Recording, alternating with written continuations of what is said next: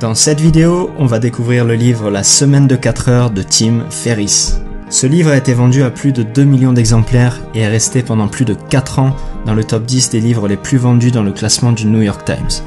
On va notamment voir qu'il n'est pas forcément nécessaire d'être millionnaire pour vivre comme un millionnaire, et comment combler le vide une fois que vous aurez libéré suffisamment de temps pour faire ce qui vous passionne. Tim Ferriss a été l'initiateur du mouvement de lifestyle design qui a explosé depuis la publication de son livre en 2007. Le modèle classique consiste à faire des études, travailler pendant plus de 40 ans et profiter de sa retraite à 60 ans avec l'argent qu'on aura cotisé si on a la chance de vivre jusqu'à cet âge-là. Ceux qui prêchent le lifestyle design, que Tim Ferriss appelle les nouveaux riches, à ne pas confondre avec la définition française des nouveaux riches, et ces nouveaux riches, ils nous disent non, c'est pas un deal qui m'intéresse. Échanger 40 années de ma vie pour éventuellement pouvoir profiter des 10 dernières, ça me semble pas être un marché équitable. Moi je préfère me construire un style de vie qui me permet d'échanger ma contribution de travail contre du temps libre pendant un moment de ma vie où je suis pas dans une chaise roulante et où je peux profiter et m'occuper de mes enfants pendant qu'ils sont encore chez moi et qu'ils ont le plus besoin de moi. Le but de ce livre est de réduire la quantité de travail qu'on fait à 4 heures par semaine. Ce que j'appelle ici travail, c'est une activité qu'on fait exclusivement pour de l'argent, par opposition aux activités qu'on fait par vocation ou par plaisir. Donc le but c'est pas de passer sa semaine à rien faire, mais simplement de minimiser les activités qu'on est contraint de faire pour de l'argent, qu'on appelle communément donc le travail. Tim Ferriss nous explique comment augmenter drastiquement notre productivité pour pouvoir effectuer en 4 heures ce qu'on fait normalement en 40, grâce à des techniques et à la mise en place de systèmes qu'on va découvrir dans cette vidéo. Une fois que vous aurez réduit au maximum votre travail, le temps que vous aurez libéré pourra être mis à profit pour réaliser les activités que vous souhaitez faire par vocation, comme participer à des associations pour éduquer des enfants dans le besoin, ou bien créer une entreprise qui apporte des solutions au désastre de notre consommation alimentaire actuelle, qui est mon objectif à moyen terme, ou par intérêt, comme aller apprendre à danser la salsa à Cuba, dormir sous un cocotier entre 2 sessions de kickboxing en Thaïlande, ou partir faire le tour de l'Inde pendant 6 mois pour découvrir les richesses de la cuisine indienne. La magie de l'époque dans laquelle on vit, c'est que vivre cette vie-là, c'est devenu possible. L'or, c'est pour les vieux riches. Les nouveaux riches, eux, ont une nouvelle monnaie. Le temps et la mobilité. Les gens ne veulent pas être millionnaires. Ils veulent vivre la vie qu'ils croient réservée aux millionnaires. Mais ce qui nous intéresse vraiment, c'est pas 1 million d'euros sur un compte en banque, mais le style de vie complètement libre que ça paraît apporter. La grande question donc c'est, comment je peux vivre le style de vie d'un millionnaire sans commencer par avoir 1 million d'euros sur mon compte?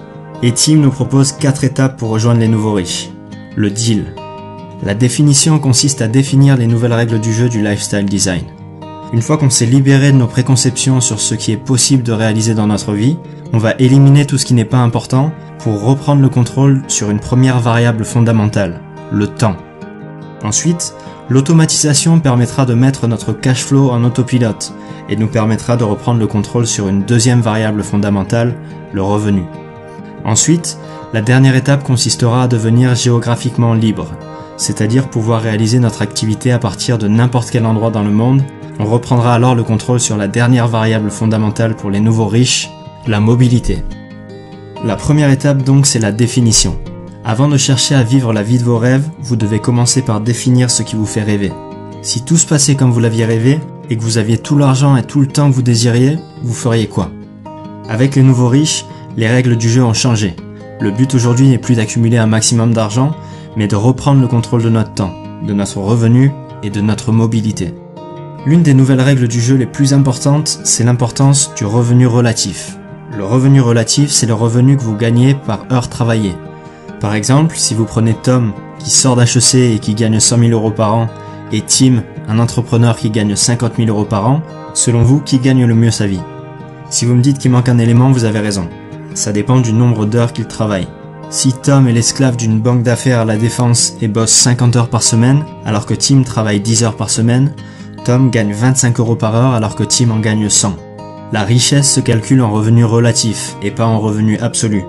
Si en plus Tim est libre et vit dans un pays où le coût de la vie est 5 fois moins cher qu'en France, il est plus 4 fois plus riche que Tom mais 20 fois. J'ai eu une discussion récemment avec un abonné de la chaîne qui craignait que ses projets ne se passent pas comme il le souhaite. Je lui dédie ce chapitre du livre, regardez la peur en face.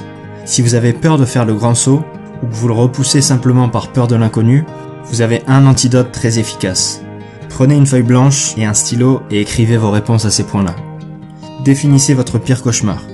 Le pire qui puisse arriver si vous faites ce que vous hésitez à faire.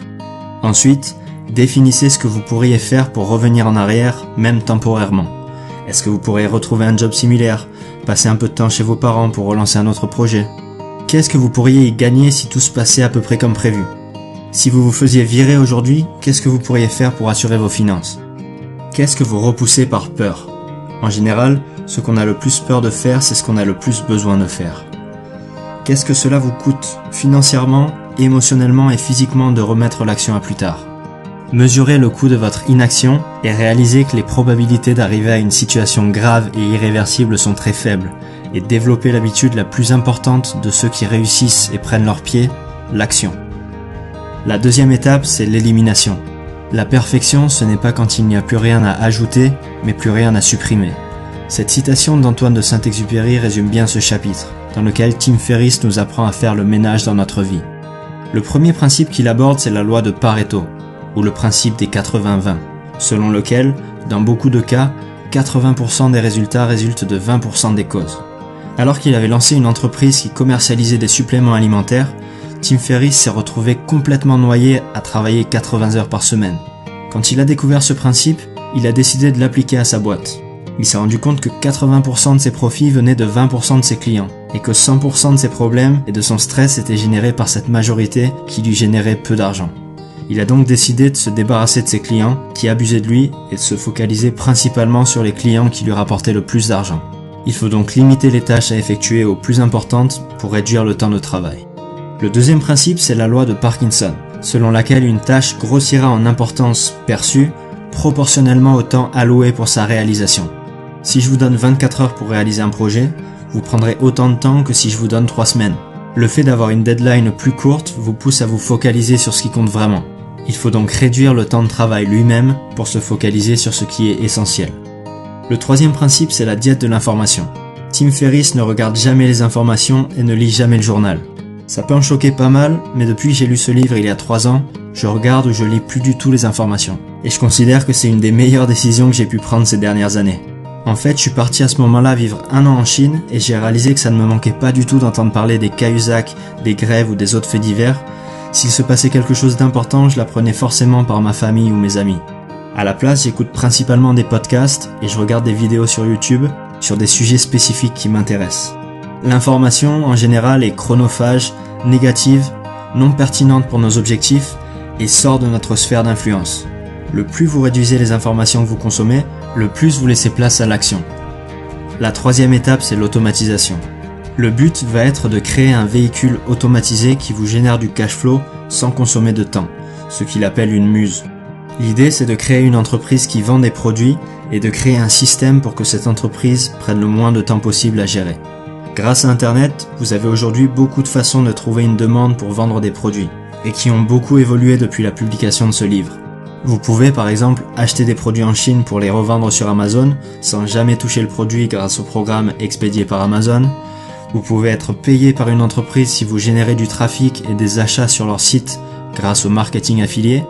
Vous pouvez créer vous-même un produit physique ou immatériel comme un cours sur un sujet précis ou un e-book et le vendre sur votre site. Il y a énormément de possibilités.